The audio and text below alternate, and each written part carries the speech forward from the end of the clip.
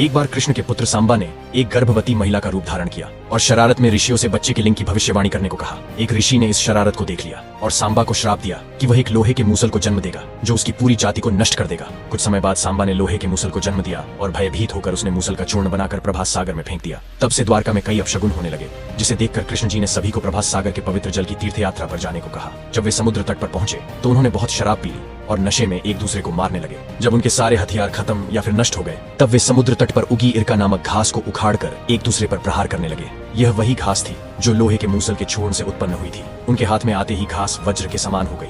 जब भगवान श्री कृष्ण ने उन्हें रोकने का प्रयास किया तो उन्होंने उनको भी अपना शत्रु मान लिया। शीघ्र ही सभी यदुवंशियों का विनाश हो गया। बलराम जी ने भी समुद्र तट पर अपना मानव शरीर त्याग दिया। ये सब देखकर भगवान एक वृक्ष के नीचे जाकर बैठ गए, जहां जरा नामक शिकारी के तीर से उनकी मृत्यु हो गई। कहते हैं कि जरा शिकारी का तीर भी उसी लोहे के चूर्ण से बना था। कृष्ण भगवान के जाने के बाद भारी बाढ़ में द्वारका पानी में डूब गई और समुद्र की लहरों के नीचे गायब हो गई।